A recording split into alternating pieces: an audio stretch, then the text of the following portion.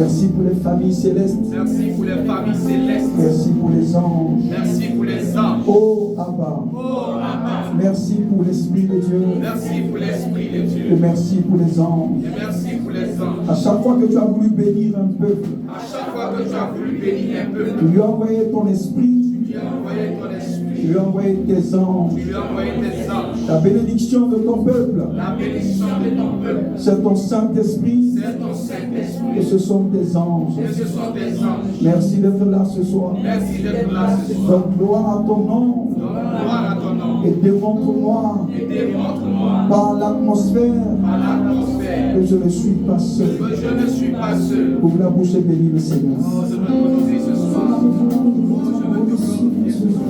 Reçois notre adoration, Dieu, ce soir. Nous l'honorons ce soir.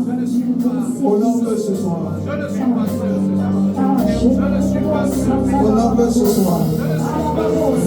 Ouvre la bouche et sature ce lieu. Tu es élevé, ô éternel, toute la terre. Reste pas la bouche fermée, bénis-le. Élevé, ô éternel, sur toute la terre.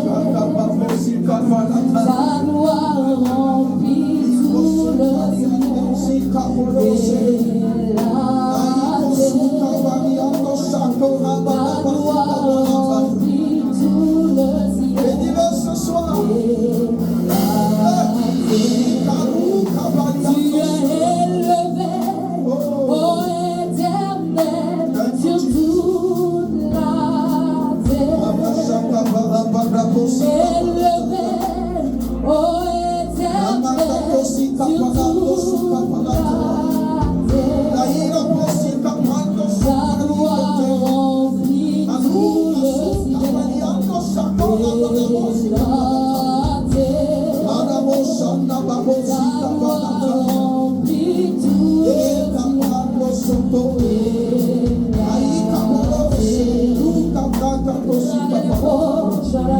Bénis-le ce soir.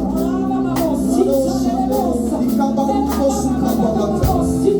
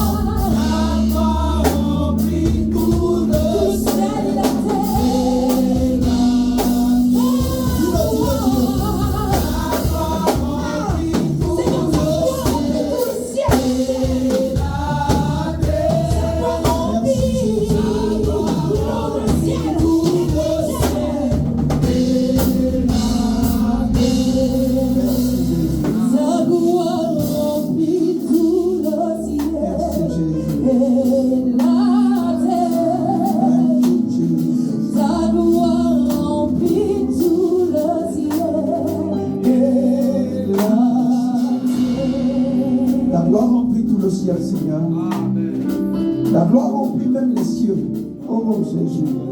Et ta gloire remplit la terre. Ta gloire remplit les mers, les océans.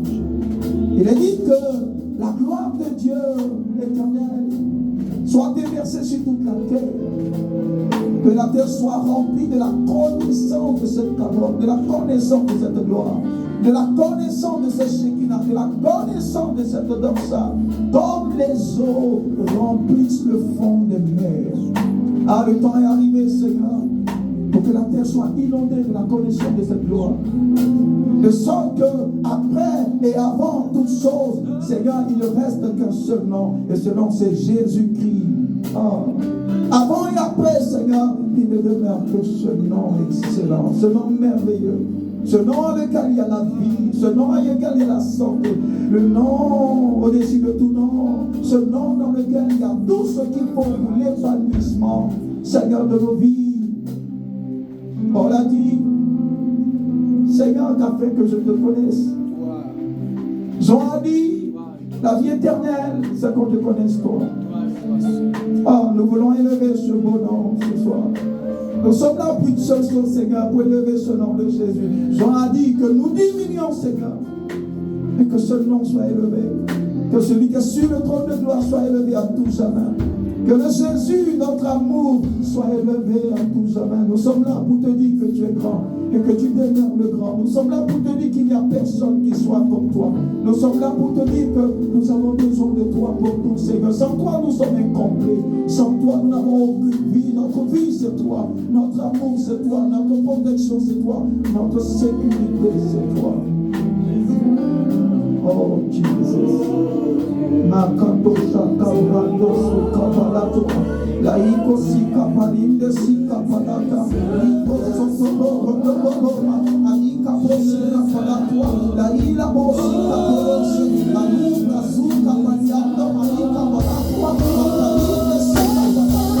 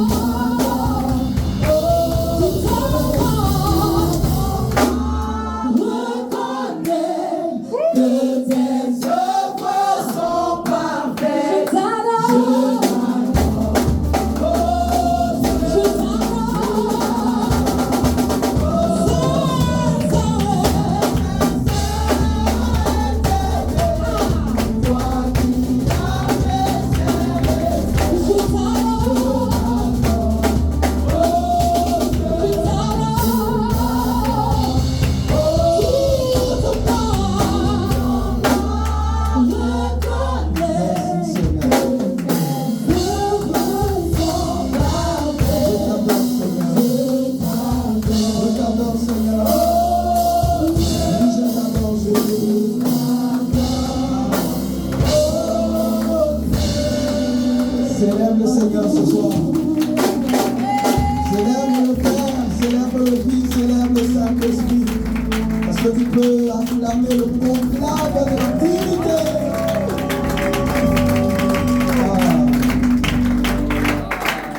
Alléluia. Nous rendons gloire au nom du Seigneur. Amen. La Bible dit que partout le nom du Seigneur est invoqué, il est là. Amen. Et là où 2 ou 3 personnes sont assemblées en son nom, il est là, il est présent. Et croyez-moi, il est là. Amen. Même si tes yeux physiques ne le voient pas, mais tu sais qu'il est là. Amen. Tu peux sentir sa présence. Tu peux sentir son atmosphère. Amen. Tu peux sentir sa paix. Tu peux sentir sa joie. Et il n'est pas là seul. Partout où il est, son gouvernement aussi est là. Ses anges sont présents. Là où se trouve la dimension de Dieu, là aussi se trouve la dimension des anges. Dieu ne se déplace jamais sans ses anges. Il est dit que Dieu se déplace sur les ailes des chérubins. Le moyen de transport de Dieu, ce n'est pas un baka. Le moyen de transport de Dieu, ce n'est même pas un jet privé. Le moyen de transport de Elohim s'appelle des chérubins. C'est ce que Ézéchiel nous apprend. Donc partout, nous pouvons identifier la présence de Dieu. Ce qui est naturel, ce qui est normal, c'est que cette présence est accompagnée de l'entourage de Dieu. Alléluia.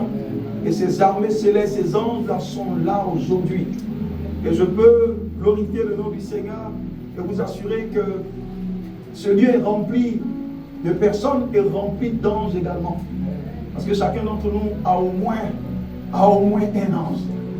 Alléluia. Amen. Donc là où nous sommes, il n'y a pas que des hommes. Là où nous sommes, il y a aussi des anges. Célèbre Jésus ce soir encore. Et puis, il s'asseoir. Merci beaucoup de nous. Ah, merci Seigneur. Je sais que jusqu'au dimanche, ça sera très chaud aujourd'hui. Ça sera très chaud, pardon, ici. Amen. Jusqu'au dimanche, je sais que jusqu'au vendredi, là, je ne sais pas comment on va quitter ici. Mais puisque nous entamons ce thème aujourd'hui, il est important qu'on puisse poser les bases aujourd'hui et pour donner à chacun de capter cette notion en rapport avec les anges. Alléluia. Parfois, c'est l'ignorance qui fait que beaucoup d'entre nous avions du mal à fonctionner dans ce que Dieu a préparé et dans ce que Dieu a prévu pour nous. Je voulais dire, le royaume dans lequel nous sommes fonctionne par notre degré de connaissance. Il ne suffit pas d'avoir accepté Jésus, mais en plus d'avoir accepté Jésus, la vie éternelle que nous recevons par dimension vient à mesure que nous grandissons dans la connaissance de Dieu. C'est pourquoi, quand vous rencontrez Jean dans le livre de Jean 17, verset 3, il dit, car la vie éternelle, c'est qu'on le connaisse. Lui, le seul vrai Dieu, et celui qui l'a envoyé. Donc Jean, ici, rattache l'absorption de la vie éternelle, non pas seulement par l'acceptation de Jésus, mais il va plus loin. Il dit, en plus de l'avoir accepté, la vie abondante, la vie éternelle est administrée à une personne en proportion de la connaissance qu'il a de ce Jésus qu'il a accepté. Amen. Donc une chose est d'accepter Jésus, mais tu peux accepter quelque chose que tu ne connais pas. Il dit que cette vie-là sera beaucoup réelle dans nos vies lorsque nous apprendrons à le connaître. Vous voyez qu'à ce niveau déjà, il y a beaucoup de différences qu'il y aura entre plusieurs chrétiens dans une communauté. Les chrétiens, ils ont tous accepté le Seigneur, c'est ce qui fait des enfants du royaume. Amen. Mais l'expérience de chacun d'entre eux sera fonction non pas de leur capacité à avoir accepté, non, eux tous sont acceptés, mais les différences qu'ils auront dans leur manifestation sera fonction de leur degré de connaissance de celui qu'ils ont accepté. Amen. Donc celui qui le connaît à une certaine dimension opérera dans cette dimension plus qu'une autre personne qui est à un niveau de compréhension de ce Seigneur-là qui est à un niveau bas. Regardez ce que Jean 8, verset 32 dit. Il a dit, vous connaîtrez la vérité et la connaissance de cette vérité fera quoi? Vous donnera d'être libre. Donc vous confère la liberté. Donc la liberté ici est rattachée à quoi? À la connaissance de la vérité. Et la vérité, ce n'est pas un théorème. La vérité, selon la parole, n'est pas juste une citation.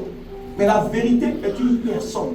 Amen. Alléluia. Amen. Il est dit dans le livre de Jean, chapitre 1, que Moïse est venu avec quoi? Avec la loi. Amen. Mais Jésus, parlant de lui, la Bible dit qu'il est venu avec quoi? Avec la vérité et avec la grâce. La vérité est une personne. Jésus est l'incarnation de la vérité divine. Jésus n'est pas une vérité, mais Jésus est la vérité divine. Amen. Donc la descente ou le fait que Jésus soit devenu homme, c'est tout simplement la vérité de Dieu devenue chair. Alléluia. Amen. Donc plus nous le connaissons, plus nous avons accès à cette vérité-là. La Bible déclare que nous avons accès à quoi? À la liberté. Et je l'ai dit, le mot grec duquel est traduit liberté, c'est le mot accès. Donc si nous connaissons la vérité, nous aurons beaucoup d'accès. Amen. Amen. Les accès, ce sont des permissions, des autorisations. Donc plus tu connais Jésus, plus tu auras des autorisations dans certains domaines. Ceux qui ont moins de connaissances à ce niveau auront peu d'accès et peu d'autorisation. Amen. Amen. Et cette semaine, nous entamons un thème qui est tellement important pour le corps de Christ aujourd'hui.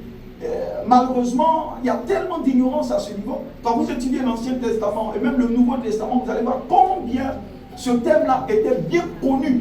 Amen. Des chrétiens d'avant. Tellement ce thème était bien connu. Ce n'était pas un thème qu'ils apprenaient comme ça par la tête. Mais c'était une notion qu'ils expérimentaient au quotidien. La notion des anges. Et nous voulons entamer aujourd'hui ce thème qui est l'excursion dans l'univers angélique. Alléluia. Vous savez, le grand problème de l'Église aujourd'hui, c'est la mécompréhension de l'agenda de Dieu pour l'humanité. Parce que tout part de là. Beaucoup d'entre nous ne savions pas pourquoi l'Église existe. Et c'est à partir de là qu'il y a beaucoup de déviations, beaucoup de déroutes. Amen. Amen. L'Église n'existe pas à cause du diable. Non.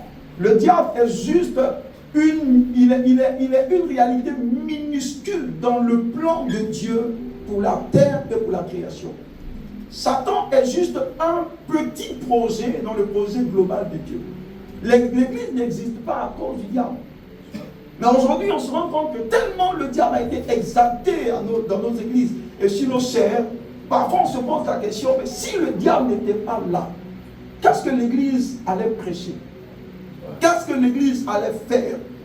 Du coup, on a l'impression que l'Église existe juste pour le diable. C'est vrai que le Fils de Dieu est descendu pour détruire les œuvres du diable.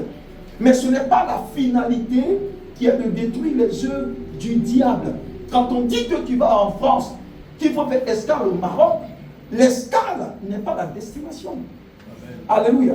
Donc chasser le diable ici est juste une sorte d'escale sur le chemin dans l'accomplissement de quoi? Dans l'implémentation de quoi? Du royaume de Dieu. L'Église n'est pas là pour chasser le diable. L'Église est là pour instaurer le royaume de Dieu. Amen. Et dans l'accomplissement ou dans l'exercice d'accomplir le royaume de Dieu, comme le Satan s'impose ou le Satan s'oppose, on le détruit et on avance. Mais ce n'est pas lui notre finalité. Notre finalité, c'est faire en sorte que le royaume soit installé.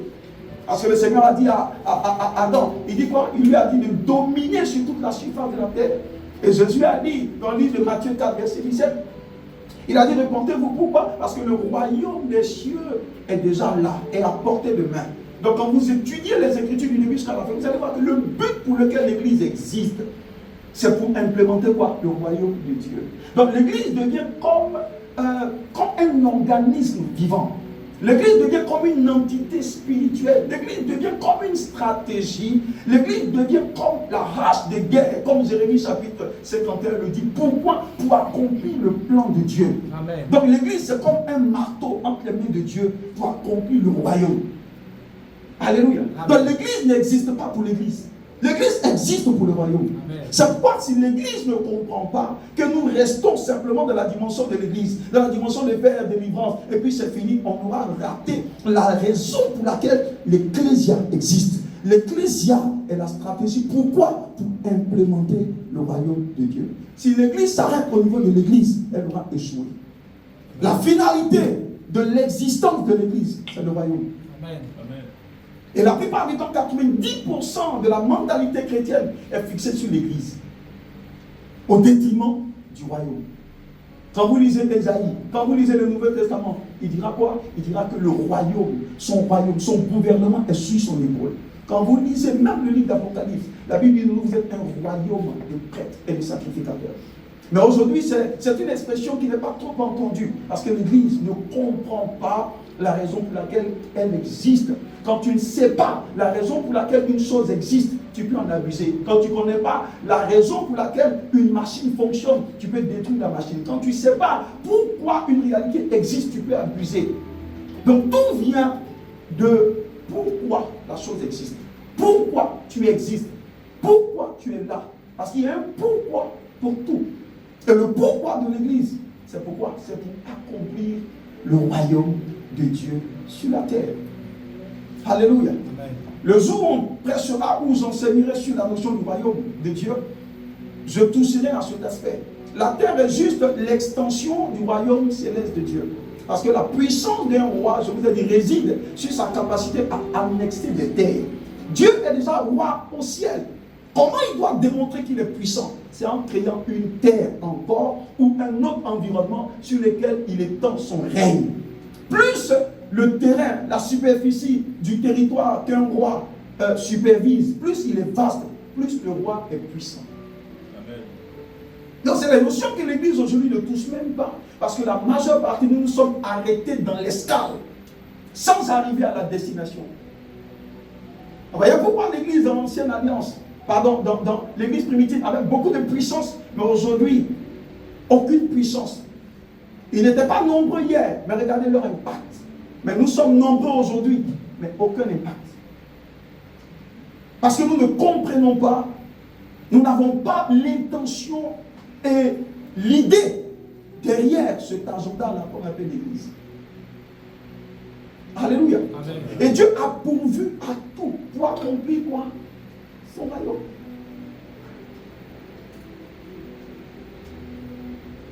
Satan est juste une cerise sur le gâteau. L'Église appartient à qui? À Christ. Pour chasser Satan, qui ne s'est même pas déplacé. Il a appelé un archange. Amen. La Bible dit qu'il a juste appelé Michael. Et puis il lui a dit, va me chasser ce petit. Et c'est Michael qui allait chasser Satan. Et l'église du grand roi devient un lieu de promotion d'un chérubin au chômage. Quelle désolation et quelle tristesse. Vous savez, quand Paul dit dans le livre de Galates 4:1, il dit, lorsque le Fils est ignorant de sa posture, il n'est pas différent d'un esclave. Alléluia. Amen. Parfois, par mécompréhension, on donne beaucoup d'intérêt à une réalité qui a juste besoin d'être ignorée. Vous savez, la rédemption, c'est l'œuvre que Jésus a accomplie à la croix pour racheter l'humanité. Donc la rédemption ne nous exempte pas de conflits qu'on aura rencontrés, non. Mais quand le diable vient, c'est pas la Bible, il faut lui rappeler l'œuvre de la croix. C'est quoi? L'Église ne combat pas pour avoir la victoire, non. L'Église combat déjà dans la victoire. Parce que le Seigneur a dit, il dit, l'Église que je m'en vais bâtir, il a déjà donné. Il dit, les portes de l'enfer et du séjour des morts ne pourront rien contre cette Église. Amen. Donc quand le diable arrive, on lui rappelle, Colossiens 2:14, où lui dit, mon ami, hier, tu as été déjà vaincu. C'est pourquoi le diable ne peut prospérer que sur ceux qui n'ont aucune connaissance de l'œuvre de la rédemption. Alléluia. C'est pourquoi, regardez, toute aventure vers le diable commence par une chose. Jacques l'a dit, et même Éphésiens 6 le dit. On dit, soumets-toi à Dieu et résiste au diable. Et il s'enfuira loin de toi. Donc quand il est venu même devant le maître, parce que l'attitude de Jésus est censée être l'attitude modèle que nous devons suivre. Et c'est cette attitude que les Paul, les Pierre ont suivi. Quand il est venu, Jésus était déjà enraciné en Dieu. Donc il s'est soumis. Et quand le diable est venu, il a résisté par la parole. Et le diable, ça fait quoi? Le diable s'est enfui. Parce que si nous ne comprenons pas, l'église passera à côté. Et quand on se retrouvera devant Dieu, on aura tout fait, sauf l'essentiel. On aura été une église de Marthe, et non pas une église de Marie. Il dit Marthe, Marthe, tu t'inquiètes pour beaucoup de choses. Mais il a dit une seule chose est importante. C'est pourquoi dans l'église, Dieu n'admet pas l'activisme. Alléluia. Quel que soit tout ce que tu fais, si tu n'es pas là où tu dois être, pour Dieu, tu ne fais rien. Parce que la grâce pour toi est juste là où Dieu veut que tu sois. Donc l'excursion dans le monde angélique, là, c'est un thème que je vais développer sur plusieurs semaines. Nous allons entamer ce séminaire aujourd'hui. Je vais vous donner la réalité des anges. Je vais vous donner le fonctionnement des anges. Et je vais vous donner comment est-ce qu'ils opèrent avec nous.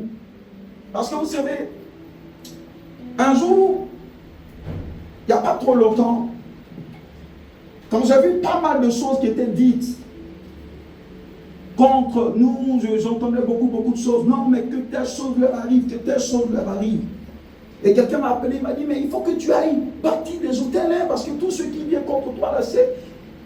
Ce qui m'a mis dans la sérénité, c'est qu'au moment où j'entendais ça, le Seigneur m'a montré des anges en vision. Amen. Qu'il a mis autour de l'arc-ciel pour nous assurer la sécurité. Amen. Et c'est quand j'ai vu ça, c'est comme si l'ange qu'on a vu était là, et puis nous souriait, et puis c'est comme s'il nous faisait comme ça. Pour dire, tenez, bon, c'est le message que j'ai reçu. Amen. Et vous savez, il y a des choses, quand tu les vois, tu n'as plus peur de personne. Quelqu'un a dit, mais si Dieu est pour moi, que peut me faire un homme? Comme je dis, beaucoup ont peur, parce qu'ils n'ont pas encore vu ce qu'ils doivent voir. Le jour où tu vois Dieu, le jour où tu vois les armées de Dieu, le jour où tu vois ne serait-ce qu'un ange, le jour où Dieu ouvre tes yeux pour que tu vois l'entourage qui est avec toi, ce jour-là, tu sauras que le diable en réalité n'est rien. Et ne mérite même pas que tu lui accordes ton intérêt. Ne mérite même pas que tu lui accordes ton temps. Et l'église primitive n'avait pas le temps pour le diable. Quand vous lisez les Écritures dans l'église primitive depuis le livre des Actes, vous n'allez trouver nulle part qu'un jour ils sont venus à l'église et puis ils ont fait délivrance. Jamais. Trouvez-moi un passage dans les Écritures. Il n'y a pas. Quand ils étaient en conclave, ils étaient tellement absorbés par Dieu, tellement absorbés par cette volonté de connaître Dieu. Plus tu connais Dieu, plus tu avances vers la lumière. Amen. Et il n'y a que naturellement la lumière qui chasse les ténèbres. Amen. Amen. Lisez les Écritures, nulle part. Donc vous savez pas que ce modèle d'église que nous avons aujourd'hui est un modèle qui n'a rien à voir avec le modèle initial. Le diable nous a donné du travail.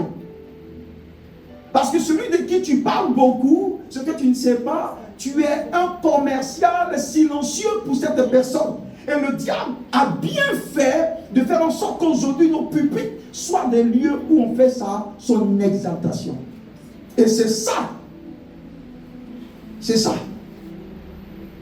Vous savez, un bon médecin, quand tu vas le voir, ce n'est pas lui qui fait la promotion de ta maladie. Parce qu'en faisant la promotion du mal, tu tues la personne. Amen. Le médecin, après avoir révélé le mal, il fait plutôt la promotion du remède. Amen. C'est une formule normale. Parce que si tu dis ton mal est comme ça, il est comme ça, c'est pas la méthode qu'on t'a appris. Mais tu mets l'accent sur quoi? Sur le remède. Parce que tel que c'est fait, le diable est exalté. Et puis il y a un but aussi très clair derrière. Vous savez, en psychologie, il y a beaucoup de choses qu'on fait. Amen. Plus tu crées la psychose, la peur dans le cœur d'une personne, tu peux tout lui prendre. Amen. Quand une personne a peur à cause de la manière dont tu prêches, tu enseignes, même si tu lui dis dévalise ton compte est bien versé, il va dévaliser pour venir verser. Pourquoi? Parce que tu as créé en lui quoi? Psychologiquement ce qu'on appelle la peur. Et beaucoup d'églises, je vous le dis, sans faux fuyants, fonctionnent comme des mafias. Amen. C'est devenu la psychologie. Oui, c'est devenu la psychologie aujourd'hui. C'est devenu la psychologie. Quand tu crées, c'est une technique pour créer la peur, pour prendre tout de la personne. Amen. Ah ouais. Ah ouais. Par les soi-disant mystères qui n'ont pas de sens. Par contre, ça n'existait pas. Si vous n'êtes pas focalisé sur la parole, on va vous vendre un autre message. Amen. Dans l'ancienne, dans l'église primitive, ça n'existait pas. Paul dit, je prêche Christ. Celui que tu prêches plus, tu l'augmentes. Amen. Amen. Donc prêcher plus du diable, tu l'augmentes. Amen. Tu l'élèves dans l'esprit des gens. Quand ils ont fini de faire des miracles, ils sont venus. Seigneur, voici ce qui s'est passé. Il dit, ne vous réjouissez pas parce que, il dit, je voyais Satan tomber du ciel comme un éclair. La position de l'église, le commencement de l'église, c'est le pied sur la tête de Satan. Amen. C'est comme ça que l'église commence.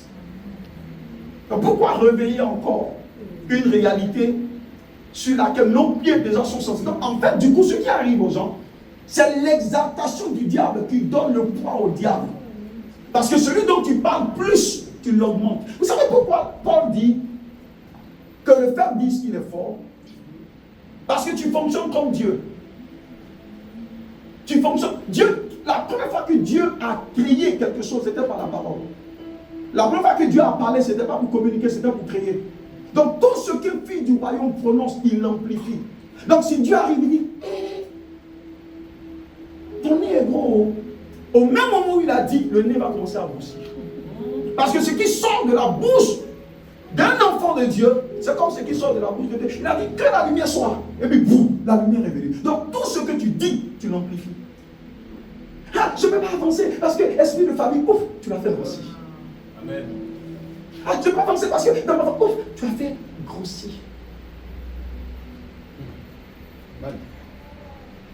Quand les gens nous fatiguent, ils ne nous aiment pas.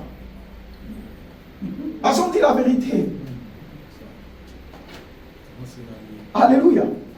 C'est pas le peuple doit se réveiller. Amen. Ça n'existait pas dans l'église primitive. Allez me prendre ce passage. Vous allez voir tous les passages que les gens liront en rapport avec ça, c'est dans l'ancienne alliance. Amen. Je ne dis pas que l'ancienne alliance dans sa totalité est abolie. Non, Moïse est venu, et plutôt Jésus est venu pour accomplir. Mais il y a certaines réalités qui ont déjà été amendées. Alléluia. Amen.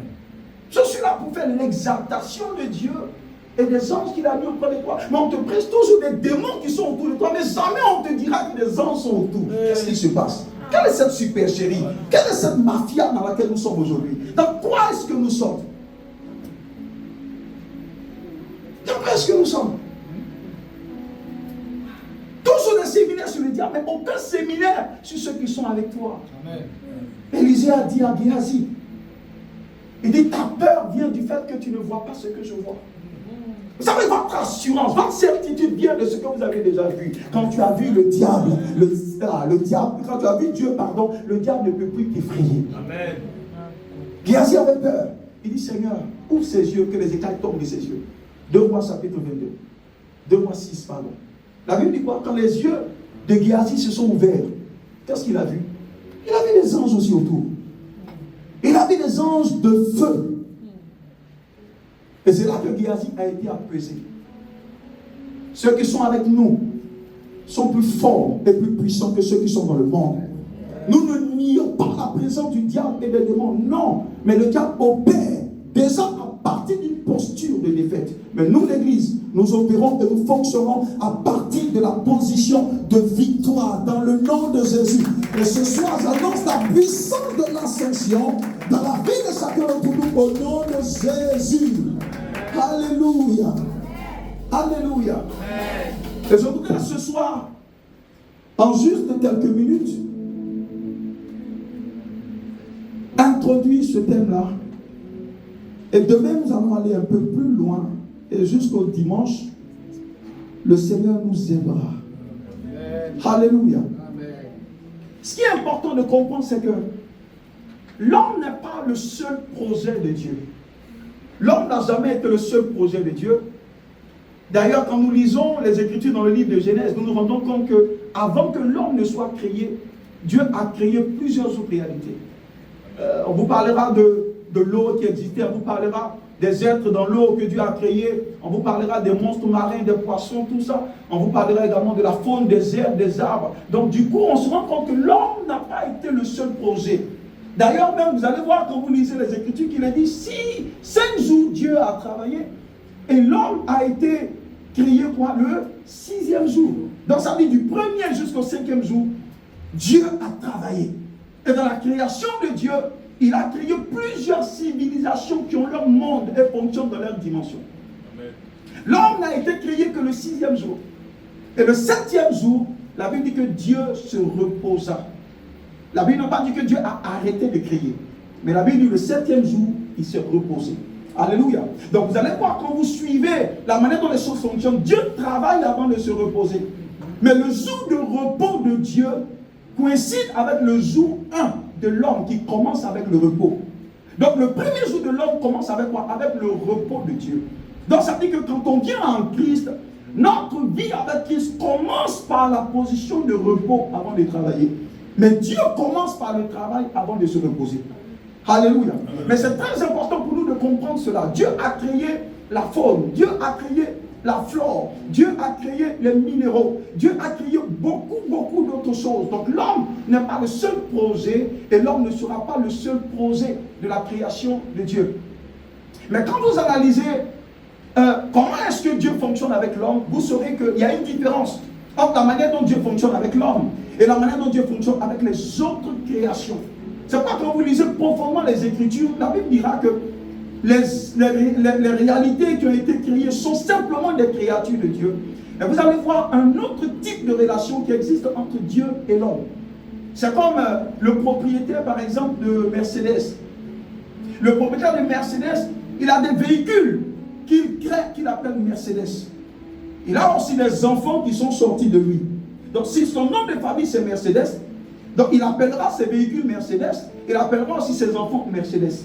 Et vous allez voir que la relation qu'il a avec sa création, qui est le fruit de ses pensées ou de son imagination, sera différente de la relation qu'il a avec ses propres enfants. Parce que ces véhicules sont le fruit de ses pensées, sont le fruit de son ingéniosité. Mais ses enfants sont le fruit de son ADN. Donc la relation qu'il a avec la voiture n'est pas la même relation qu'il a avec ses enfants. Il ne peut pas, même s'il aime la dernière Mercedes qui est sortie, il ne peut pas être intime à la Mercedes, mais il peut être intime avec ses enfants. Pourquoi? Parce que tu ne peux être intime qu'avec une personne avec qui tu as le même ADN. Alléluia. Donc c'est pareil pour Dieu. Dieu a créé beaucoup de choses. Mais avec l'homme, ce qui fait la réalité entre Dieu et l'homme, ce que Dieu demande de l'homme, c'est l'intimité. Et on ne peut être intime qu'avec une personne avec qui nous partageons l'image et nous partageons la même nature. Donc l'homme du coup devient l'entité qui est le couronnement de la création. Vous allez entendre ça. Vous allez voir qu'il est dit que Dieu a tout créé, mais l'homme particulièrement est le couronnement de la gloire et le couronnement de la création. On aura le temps de voir ça peut-être dans une autre séance, ou quand je parlerai de l'organogramme, ça veut dire la hiérarchie au niveau de Dieu. Après, qui est le plus grand? Après, jusqu'à ce qu'on arrive au plus bas, vous saurez quelle est la position de l'homme. Mais déjà, par les Écritures, on se rend compte que l'homme n'est pas une création comme les autres. L'homme porte l'ADN de Dieu. Il a dit, faisons l'homme à notre image et à notre ressemblance. Alléluia. Mais à ce niveau aussi, je voudrais dire qu'au-delà même de la forme, de la flore, de tout ça, nous nous rendons compte par les Écritures qu'il y a d'autres êtres que la Bible appelle les anges. Beaucoup de chrétiens n'ont pas trop d'idées sur ces anges. Ils ont juste des histoires. Ils ont juste des bouts d'histoires qu'ils peuvent raconter de ces anges, mais ils ne comprennent pas ces anges. Ils ne savent même pas quel est leur rôle. Et ils ne savent même pas pourquoi ces anges existent là et existent auprès d'eux. Et mon rôle, durant ces 4-5 jours, c'est de vous révéler la réalité de ces anges-là et de vous donner de comprendre que vous n'êtes pas seul comme vous le pensez. Si vous êtes en vie jusqu'aujourd'hui, c'est parce que par moment, même dans votre ignorance, vous avez bénéficié de l'intervention de ces anges-là que vous ignorez. Amen. Dieu vous a aidé par leur intervention, mais si vous les connaissez plus, si vous savez comment rentrer en partenariat avec eux, parce que c'est de ça qu'il s'agit, rentrer en partenariat avec eux. Tu ne peux pas rentrer en partenariat avec des réalités que tu ne connais pas. Donc plus tu les connais, plus tu sauras comment parler au Père pour qu'il les active. Parce que ce sont des êtres que Dieu a mis à nos côtés pour accomplir un mandat bien spécifique. Alléluia. Donc ces anges existent avant la création de l'homme. Nous l'avons vu avec Lucifer, je ne vais pas trop durer dessus. Et quand vous lisez Genèse chapitre 1, il a dit que Dieu a créé les cieux et la terre. Amen. Dieu a tout créé. Et entre Genèse 1:1 et Genèse 1:2, la Bible dit quoi? La Bible dit qu'il y a eu un chaos là. Et cette période-là est une période qui a duré longtemps. La Bible n'en parle pas trop, mais quand on lit le livre de Jérémie chapitre 4, à partir du verset 23, vous allez voir qu'il y a une histoire qui nous est racontée là. La Bible nous parle d'un temps où l'eau avait détruit la terre. L'eau avait détruit la terre. Et vous allez vous rendre compte, lorsque vous analysez ce temps-là, avec le temps de Noé, que ce n'était pas du temps de Noé dont la Bible parlait. Parce que la Bible dit que quand le déluge, quand l'eau a été déversée sur la terre, les cieux avaient disparu. Alléluia. La terre avait disparu. Alors qu'au temps de Noé, le ciel n'avait pas disparu. Donc ça veut dire que la Bible parle d'un autre temps qui est antérieur au temps de Noé. Et la Bible parle des villes qui existaient en ce moment. La Bible parle d'une civilisation qui existait en ce moment. La Bible parle de certains hommes, mais qui ne sont pas faits à l'image et à la ressemblance de Dieu. Et quand on analyse un peu plus loin, on se rend compte qu'il s'agissait d'un monde angélique. Parfois, les gens parlent de la création pré-adamique, mais en réalité, quand vous lisez, vous allez vous rendre compte que la mission que l'homme occupe aujourd'hui, c'était la mission que Lucifer et toute l'armée qu'il dirigeait avaient avant. Lucifer était un homme, si vous voulez, en griffe, habitué au jardin d'Éden. Parce que le jardin d'Éden, c'est le lieu de la présence de Dieu. C'est le lieu à partir duquel il administrait les affaires de la terre. Donc si Lucifer et sa bande n'avaient pas échoué, Dieu n'allait pas susciter peut-être l'homme qui soit à son image et à sa ressemblance. Quand vous lisez Ézéchiel 28, vous allez vous rendre compte que la Bible dit que toi qui dirigeais les nations, toi qui étais l'homme fort pour les nations, mais tu t'es corrompu à cause de ton commerce. La Bible parlait de qui? De Lucifer. Alléluia. Qu'est-ce qui lui fait mal? Parce que Dieu l'a enlevé et Dieu a mis un homme. Je pense que quand Dieu l'a enlevé, il aurait pensé que Dieu allait mettre un archange pour le remplacer. Mais Dieu lui a montré une autre sagesse, qui est de prendre ce qui n'a pas de valeur puissante, qui est de prendre une réalité qui est moindre pour le mettre à la place de Lucifer, pour lui donner une correction. C'est ce qui lui fait mal. Alléluia. Mais les anges existaient avant. Amen. Et nous pouvons le voir dans les Écritures. Même quand vous prenez Job 38, verset 7 ou verset, il vous a dit qu'au commencement, quand Dieu créait toutes choses, la terre, le ciel et la terre, la Bible dit que les anges faisaient quoi? Les anges chantaient et les anges poussaient des cris d'allégresse. Donc ça veut dire qu'à chaque fois que Dieu créait, les anges étaient là. Donc ils étaient là avant que les hommes ne soient là. Je parle de l'excursion dans leur monde, qui est différent du monde des humains. Et ce sont des réalités qu'on ne voit pas avec les yeux physiques. Donc ce sont des réalités invisibles. Mais ce qui est invisible ne veut pas dire que la chose est irréelle. Parce qu'une chose est d'être irréelle, une autre chose est d'être invisible. Les microbes sont invisibles à l'œil nu. Mais c'est quand tu vas à l'hôpital, tu te rends compte que c'est réel, parce que ce que ça fait dans ton corps là, tu sais que tu ne vois pas, mais ça te paralyse. Amen. Donc là, ça demande un autre type d'œil, ou un autre type d'yeux, pour pouvoir voir leur existence. C'est pas quand on arrive à l'hôpital, on prend quoi? On prend des microscopes, petits, pour voir leur monde, et pour voir leur dimension, et pour voir aussi leur existence. De même, les anges ont besoin d'un œil particulier pour qu'on puisse appréhender leur présence. Donc ce sont des réalités invisibles, mais qui sont là. Je me suis posé la question, mais pourquoi les chrétiens peuvent être conscients des démons, mais sans être conscients des anges? C'est un problème, il y a quelque chose qui ne va pas. Mais pourquoi ça fonctionne ainsi? Parce qu'on les a martelés seulement avec les démons, sans leur dire aussi que les anges sont là. Donc à force de les marteler avec des démons, quand ils fonctionnent partout, ils voient les démons. Paul dit, je sais en qui j'ai cru. Et il ajoute, j'en suis persuadé. Ça veut dire, quand j'ai fini de voir les anges, Satan, tu ne peux plus m'effrayer encore. Quand j'ai fini de voir Dieu, Satan, tu ne peux plus m'effrayer encore. Alléluia. Amen. Le jour où tu verras sur à quoi ressemblent les anges, même gardiens que Dieu a mis autour de toi. Le jour où tu verras cette armée qui t'accompagne. Le jour où tu verras le système de protection que Dieu a mis autour de toi. Ce jour-là, tu sauras en réalité que le diable existe, mais il ne mérite même pas que tu lui accordes ton attention.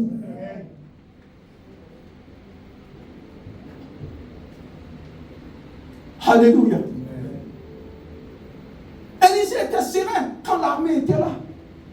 Ta sérénité dépend de ce que tu as vu. Mais Géasi était paniqué. Il dit, oh, que Dieu ouvre tes yeux. Ma prière avant dimanche, c'est que Dieu ouvre tes yeux. Pour que tu vois que ceux qui sont avec toi sont plus puissants que ceux qui sont dans le monde. Alléluia. Alléluia. Gloire à Jésus. Amen. Et ces entités sont réelles. Et les anges sont là même ce soir. Amen. Parce que partout le nom du Seigneur est invoqué. Je vous ai dit qu'ils sont là.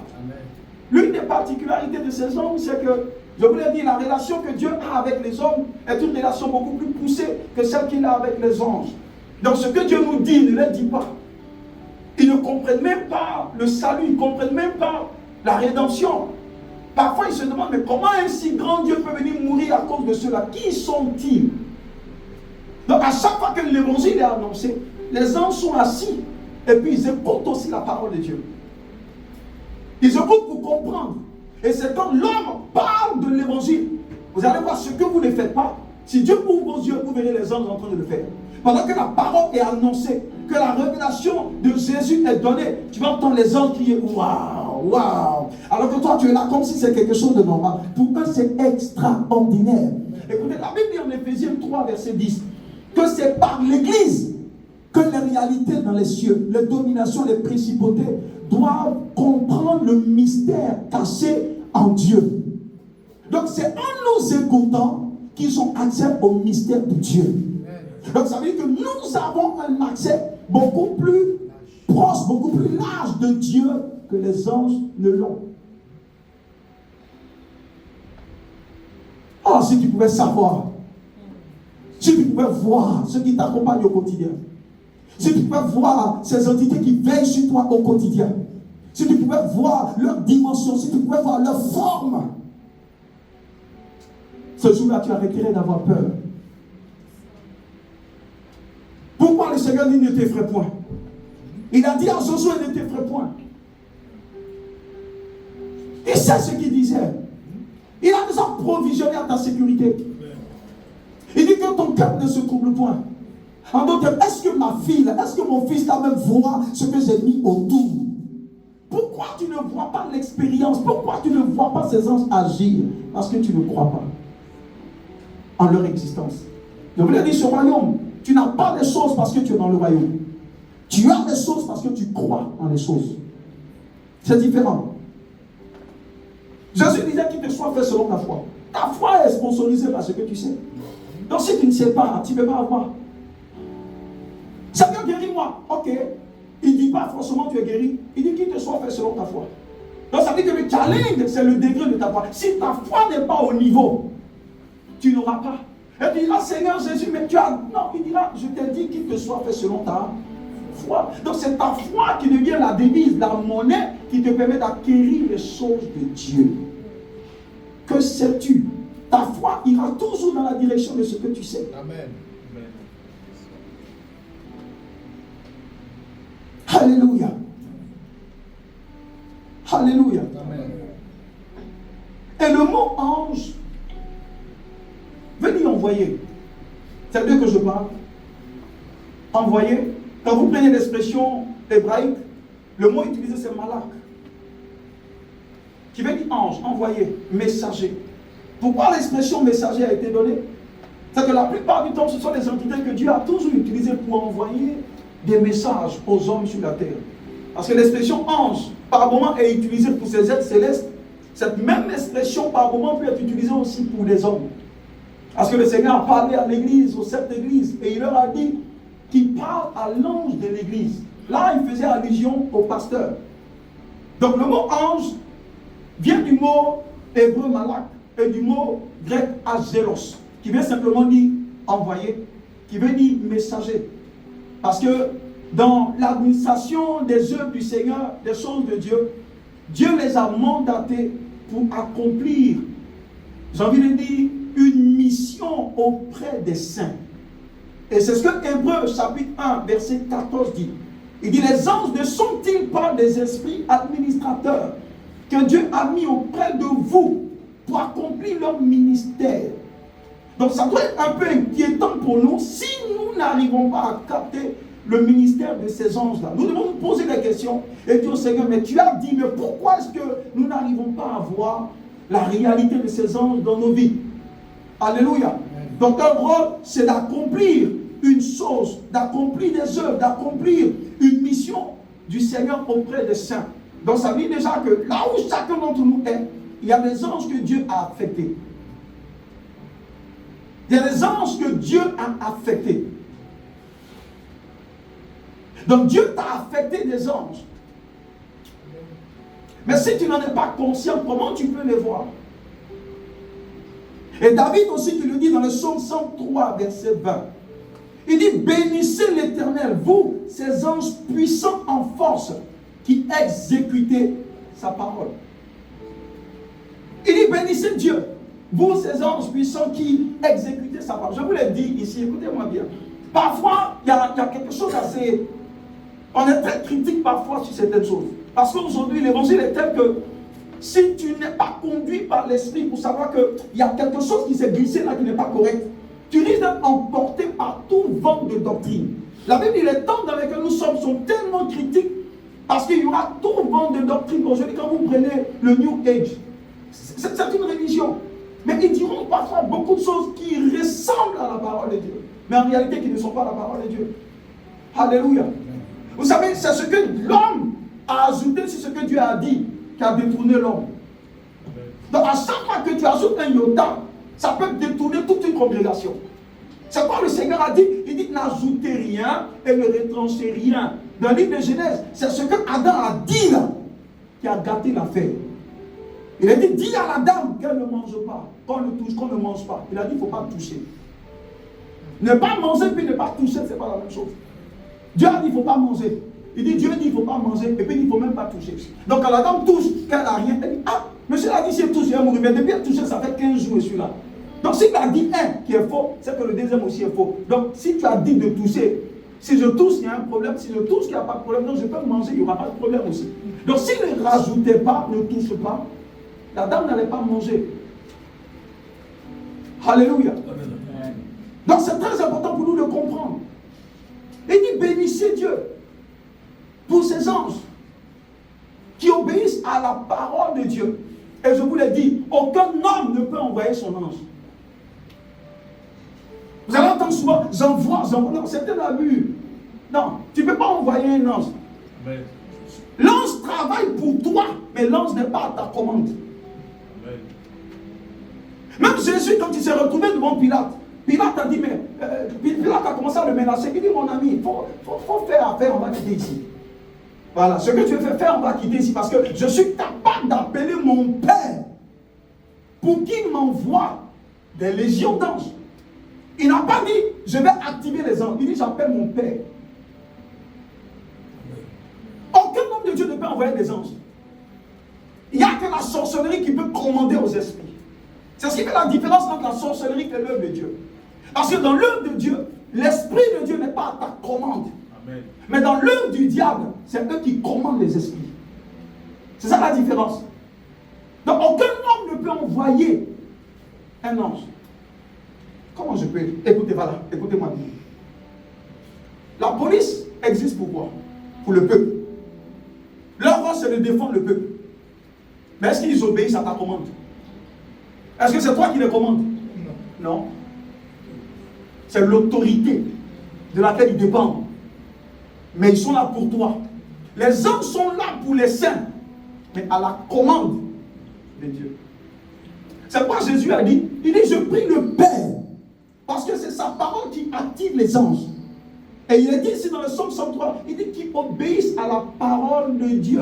Le jour où Josué s'est retrouvé devant l'ange de l'Éternel, Josué a demandé, es-tu pour nous ou es-tu contre nous? Il dit, mon ami, ce n'est pas de ça qu'il s'agit. Je ne suis pas pour quelqu'un. Je suis pour celui vers qui le Père m'envoie. Amen. Alléluia. De sorte que toi-même, Josué, si tu ne fais pas ce que celui qui m'a envoyé dit, mon épée, je la retournerai contre toi.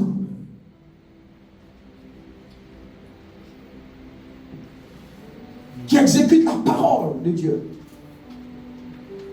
Et Dieu les a envoyés auprès des saints pour accomplir une mission spécifique. Et c'est des êtres qui sont remplis de sainteté. C'est des êtres qui sont inondés de sainteté. Vous savez, la gloire des anges n'est pas fonction de ce qu'ils font, forcément. La gloire des anges est fonction de leur degré de proximité avec Dieu. Amen. Ce qui fait la sainteté, c'est ce qui représente leur valeur. Et c'est pareil pour un homme de Dieu. La gloire d'un homme de Dieu n'est pas fondée sur le type de véhicule qui roule. Oh, quelle pitié pour notre génération. La gloire de l'homme de Dieu n'est pas fonction du type de voiture, de maison dans laquelle il dort. C'est Babylone qui a rempli nos cœurs. Non. La gloire de l'homme de Dieu dépend de son degré de proximité avec le Dieu qui sert. Donc la gloire de Dieu n'est pas dans ce qu'on fait, mais dans le caractère de Dieu qu'on bâtit. Et ces anges sont là à la disposition du peuple de Dieu. Vous savez pourquoi l'armée israélienne aujourd'hui est très sereine? Et ça n'a pas commencé aujourd'hui. Ils sont conscients d'un fait. L'armée israélienne, jusqu'à aujourd'hui, est consciente que dans les rangs de l'armée, il y a des anges physiques qui sont les commandos, tout ça qui sont dans l'armée. Mais ils sont conscients que les anges invisibles, l'armée invisible est beaucoup plus nombreuse que l'armée visible. Amen. Et c'est ce qui s'est toujours passé avec le peuple de Dieu quand on lit leur expérience. L'armée pouvait aller, mais vous allez entendre Dieu dire non, j'enverrai un ange.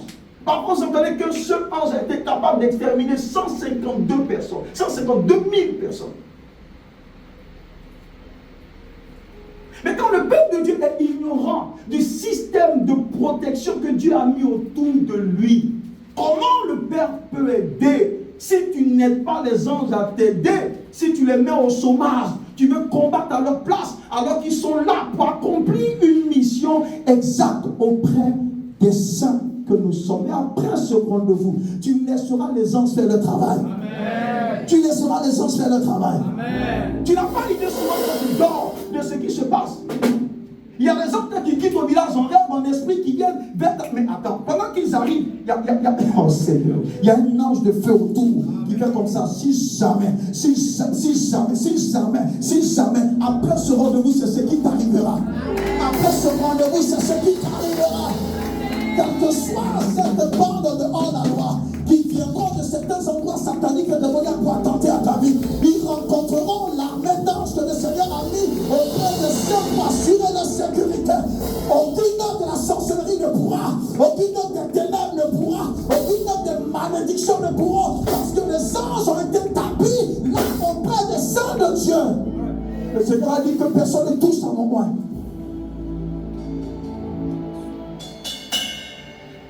Tu ne les vois pas parce que tu n'en es pas conscient. Tu ne les expérimentes pas parce que tu ne sais même pas qu'ils sont là. Amen. Mais tu es tellement conscient des démons. Oh, si cette force-là, que Dieu fasse en sorte que cette force que tu as, qui te donne de penser toujours au diable, que cette force soit retournée à l'endroit des anges. Amen. Je suis trop conscient de ces anges. Et ça te donne de l'assurance. Ça te donne de la paix. Et ça te donne la tranquillité. Ces anges par nature sont des esprits. Mais nous avons vu à maintes reprises dans les Écritures que ces anges ont la possibilité de prendre des formes humaines. Avec Abraham, vous allez voir 3 personnes. Abraham était assis sur les chaînes de Mamré. La Bible dit qu'il était en train de méditer. Et il a vu 3 personnes venir. Mais comment cet homme a-t-il pu savoir que ces hommes n'étaient pas des hommes ordinaires? Abraham avait des lanternes spirituelles. Il était tellement connecté à Dieu qu'il savait qu'il était un homme ordinaire et il savait qu'il n'était pas un homme ordinaire. La Bible dit, par l'hospitalité, beaucoup d'entre vous ont reçu des anges, mais ils n'ont même pas su. Parce que nous ne sommes pas éveillés sur ce plan-là. Abraham a vu, il dit, celui qui est au milieu, c'est l'Éternel. Il dit, celui qui est à gauche, c'est un ange, celui qui est à droite, c'est un ange. La Bible dit, les trois sont venus, ils ont commencé à parler. Mais il y a un qui est resté. Abraham dit, celui qui est resté, c'est l'Éternel. L'Éternel est resté avec Abraham. Et puis les deux autres sont allés à Sodome. Donc parfois, ils ont la capacité de prendre la forme humaine. Mais les anges n'ont pas que la forme humaine. Quand vous lisez Apocalypse, la Bible vous dit qu'il y a un ange qui sert d'équilibre. Il a un pied sur la terre et un pied dans l'eau, dans la mer, pour ne pas que la mer vienne et envahisse la terre. Et c'est quel type d'ange qui met un seul pied dans la mer et puis la mer est équilibrée?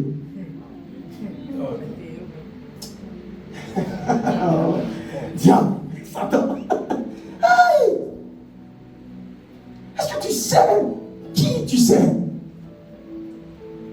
Après ce rendez-vous, quand tu arrives à la maison, il rit du diable. Alléluia. Parce que tu as vu Elohim. Un seul ange, un pied dans l'eau, un pied sur la terre, pour équilibrer. Imaginez sa taille, imaginez sa forme.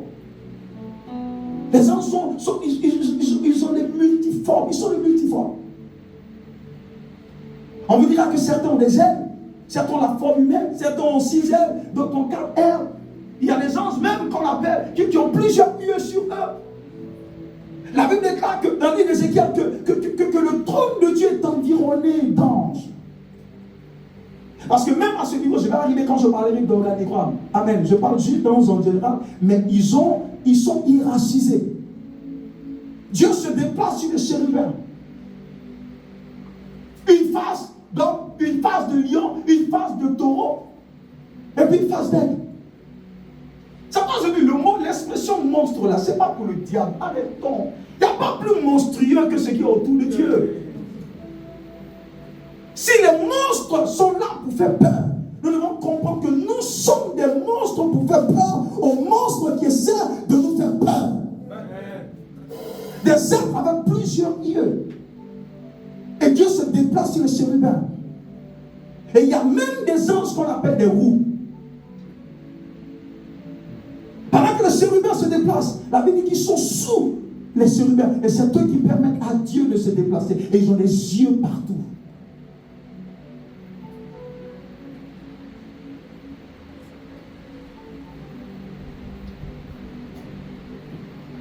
Élie a été emporté par les chariots. Les chariots sont une catégorie d'anges. Les anges peuvent se manifester de plusieurs manières. C'est en village, parfois on apprend que les tourbillons, là, c'est les esprits sorcelleries. Mais ils ont appris où des anges. Il y a des anges qu'on appelle les tourbillons. Regardez ce qui a enlevé Élie, c'était un tourbillon. Le diable ne crée rien. Vous allez voir Élie, le prophète, la Bible dit quoi? Que Akab était sur son véhicule en train d'accélérer. Mais Élie courait. Mais en fait, ceux qui le regardaient le voyaient courir. Mais ceux qui regardent en esprit le voyaient transporter. Vous n'avez pas idée du système d'avantage que le ciel a mis à la disposition des saints. Et ça, c'est pour ceux qui ont envie de vivre la vie supérieure, qui est la vie d'ascension. Philippe a disparu et il allait retrouver l'eunuque. Ça, c'est pas fait automatiquement. Il y a des anges qui fonctionnent par la dimension télescopique. Ah, le jour où j'ai commencé à comprendre ça, c'est là où ma peine m'a inondé. Rien ne peut nous détruire, rien. Et j'ai compris pourquoi le Seigneur a dit, mon église, il dit même la mort, même si la mort veut, elle ne peut pas. Parce que le système que Abba a mis autour pour sécuriser sa créature, sa réalité, cette entité mystique et mystérieuse, est énorme. Il y a des anges de feu. Alors que la Bible parle de tout ça, lisez le psaume 91. Il dit, je donnerai des instructions à mes anges te concernant. Est-ce qu'on ne lit pas? Il dit, je donnerai instruction à mes anges te concernant. Il dit, ils te prendront entre les creux de leurs mains, de sorte que ton pied ne heurte contre une pierre. Tu as donné trop d'honneur à Satan. trop de place au diable. Par l'ignorance. Mais ce soir, la lumière de Dieu est venue sur toutes ces choses.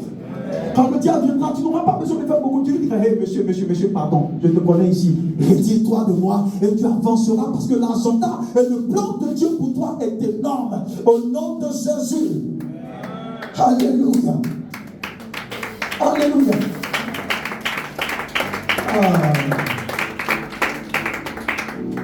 C'est une généralité que je donne aujourd'hui. Demain, nous allons aller un peu plus en profondeur. Seulement juste 5 minutes, 10 et nous finissons. Ah, Seigneur. Le jour où Jean a eu accès à la présence de Dieu, Jean a été étonné. Apocalypse 5, verset 11. Il a vu une civilisation au-delà de la civilisation des hommes. Il a vu les gens, s'ils ne pouvaient même pas compter. On lui dit, Jean, ils sont combien? Il dit, hey. Il dit, j'ai vu des myriades, et des myriades, et des myriades, et des myriades d'anges devant le trône de Dieu. Plusieurs catégories. Vous avez les séraphins, vous avez les chérubins, vous avez les ophanim, vous avez tellement d'anges autour du trône de Dieu. Chacun avec sa mission. Et depuis l'ancienne alliance, Dieu ne faisait que... Écoutez-moi bien. Vous savez, les Juifs étaient tellement conscients de la réalité des anges. C'est l'église actuelle, l'église de notre temps aujourd'hui, qui ignore. Mais je vous l'ai dit, ça a été une ignorance programmée par certains pères. Amen. Pour vider l'église de son essence. Et pour enseigner un autre évangile que l'évangile que Jésus a instauré. Parce qu'aujourd'hui, c'est la réalité dont Jésus se plaignait de Babylone qui allait rentrer dans nos églises. Et le cœur de Babylone, c'est l'argent. Le cœur de Babylone, c'est les choses. Le cœur de Babylone, c'est le matériel. Amen. Le cœur de Babylone, c'est ce rejet des choses du monde. Alors que l'église ancienne, même l'ancienne alliance, ils étaient conscients. Et les Juifs sont conscients. Ils savent que les anges existent. Amen. Ils savent que Dieu les envoie pour accomplir des choses extraordinaires auprès des saints. Combien de rencontres angéliques il y a eu dans les Écritures? Et nous ne parlons jamais de rencontres angéliques. La Bible ne mentionne que des rencontres angéliques. Mais nous, toutes les rencontres qu'on fait, c'est les démons, c'est les esprits de famille, c'est les esprits des eaux, c'est les esprits de maison. On ne parle jamais de ces rencontres dont ces personnes parlaient. Gédéon a rencontré un ange. Il a rencontré l'ange de l'Éternel. Samson a rencontré, la mère de Samson a rencontré l'ange de Dieu. C'était commun. Et ça faisait partie de leur coutume. Ils n'étaient pas surpris de voir ces anges. Amen. C'est pas ils s'occupaient bien de tous ceux qui recevaient parce qu'ils étaient conscients que chacun pouvait recevoir un ange ainsi. Amen. Et c'est ce que le Nouveau Testament a dit. Il dit, mais manifestez de l'hospitalité. Parce que plusieurs, en le faisant, ont reçu des anges sans le savoir. Combien n'ont pas reçu les anges?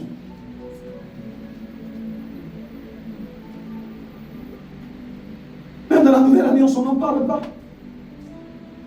On sait comment Pierre a été délivré.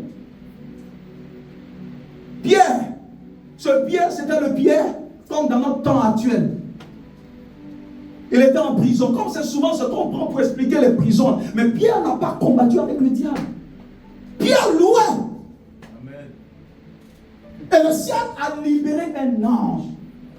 Quand c'est compliqué, c'est vers Dieu qu'il faut aller. Et c'est lui qui attire les anges. Et Pierre a été libéré. Et quand il a été libéré, ils sont allés dans la maison de Marie. Pour montrer même que ce peuple juif était informé de la réalité des anges. C'est une petite fille, la servante, qui est venue regarder. Pendant qu'il priait pour Pierre, elle dit, mais Pierre est ici. On dit, arrête ça, arrête ça. Elle dit, non. Quelqu'un a dit, non, ça ne doit pas être Pierre. Peut-être que c'est son ange. Amen. Mais s'ils le disent, peut-être que c'est son ange, ça veut dire que dans leur culture, c'était possible que l'ange, et ils étaient conscients d'une chose, c'est que l'ange de la personne ressemble à la personne. Yes. Est-ce que nous savons la réalité mystique qu'il y a autour de l'église? Quel diable peut nous effrayer? Quelle religion peut effrayer l'église? Quelle religion? Les menuisiers, les francs menuisiers ne peuvent pas.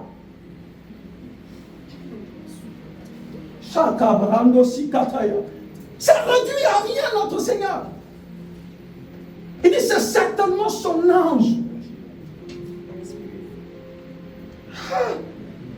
Paul a rencontré les anges. Tout le monde, ils ont fait l'esprit. Toi, tout ce que tu rencontres, c'est les esprits de famille. Tu as un problème.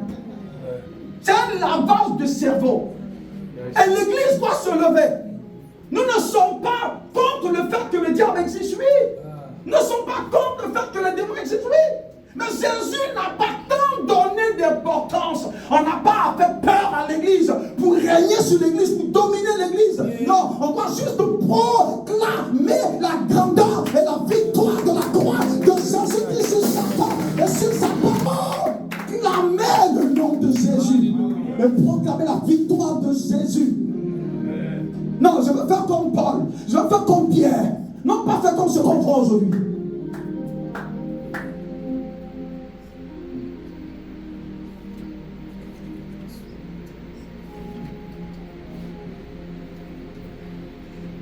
J'avais des églises, on peut prendre 1h30 en train de parler du diable, et c'est à la fin on dit Jésus l'a vaincu. Envoyez l'argent, Jésus l'a vaincu. Mais tu as fini de prendre tout le temps pour faire la publicité du diable. Jésus devient le petit Jésus. Le petit Jésus. Comment on peut mettre le diable devant et à la fin on prend Dieu pour dire c'est l'égal du diable. C'est Dieu, c'est pas Dieu qui a vaincu le diable. Je suis désolé. C'est même insulter la grandeur d'Élohim. C'est pas Dieu qui a vaincu le diable, non. C'est un archange. Il faut respecter Dieu. Amen. Non. Regarde l'archange, il dit jette-le. Le diable n'est pas l'égal de Dieu.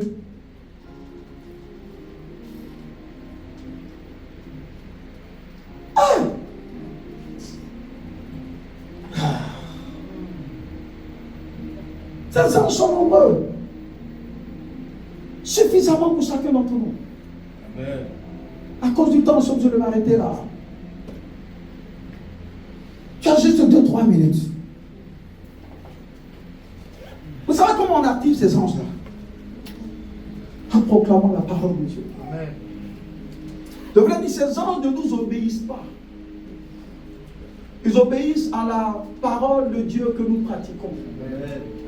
Ils obéissent à la parole de Dieu que nous déclarons. Avant de déclarer, les anges doivent voir que tu pratiques la chose. Ce qui peut freiner ces anges, c'est que tu ne pratiques pas la parole. Quand vous lisez Actes chapitre 1, je crois bien.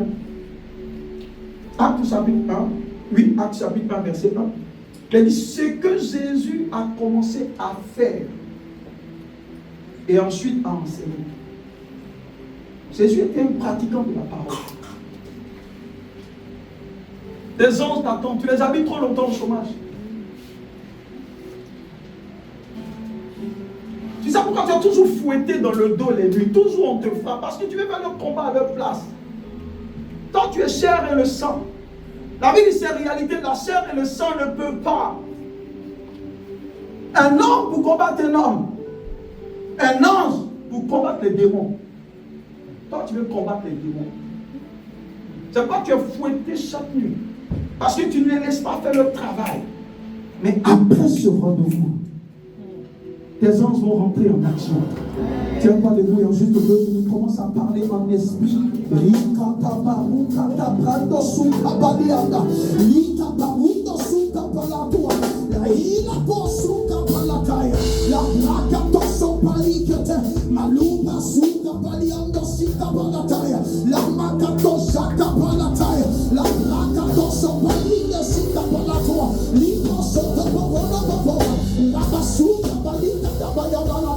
Tu as juste 2 minutes par dans l'esprit. Il va s'entendre.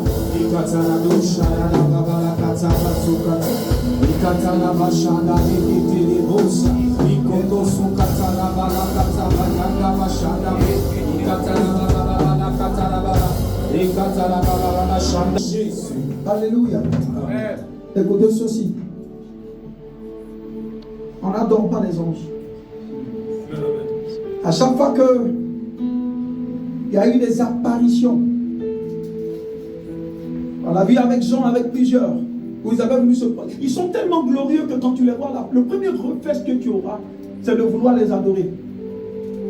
Mais on ne les adore pas. Ils ont dit à Jean, non, nous sommes tes compagnons de combat. Amen. Donc les anges sont mis à nos côtés pour être nos compagnons. Alléluia. Amen. Mais il y a un particulièrement qu'on appelle l'ange de l'Éternel. Nous aurons le temps de le voir demain. Parce que l'ange de l'Éternel, ce n'est pas l'ange simplement. L'ange de l'Éternel, c'est la théophanie de Dieu lui-même.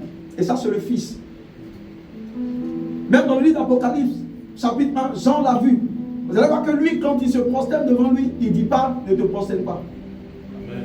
Par contre, il y a des anges qui disent non, ne te prosterne pas devant.